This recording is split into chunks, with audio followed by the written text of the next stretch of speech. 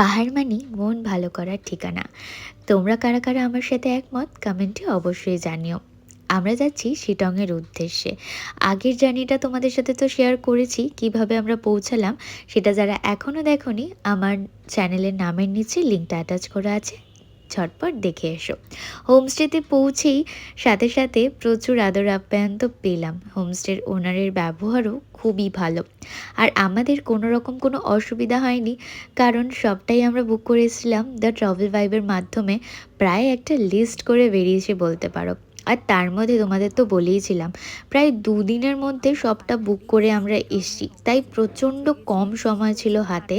আর তার মধ্যেই ওরা সবটা অ্যারেঞ্জ করে দিয়েছে, আর তাও আবার বাজেটের মধ্যে। তোমরাও যারা নেক্সট কোনো পাহাড়ে ট্রিপ করতে চাও বা অন্য কোনো জায়গার, তোমরা অবশ্যই দ্য ট্রাভেল ভাইবের সাথে কন্ট্যাক্ট করতে পারো।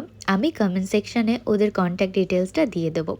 পাহাড়ে আসার সাথে সাথেই দেখবে মনটা কেমন ভালো হয়ে যায়। তোমরা কারা কারা আমার সাথে একমত কমেন্টে জানিও।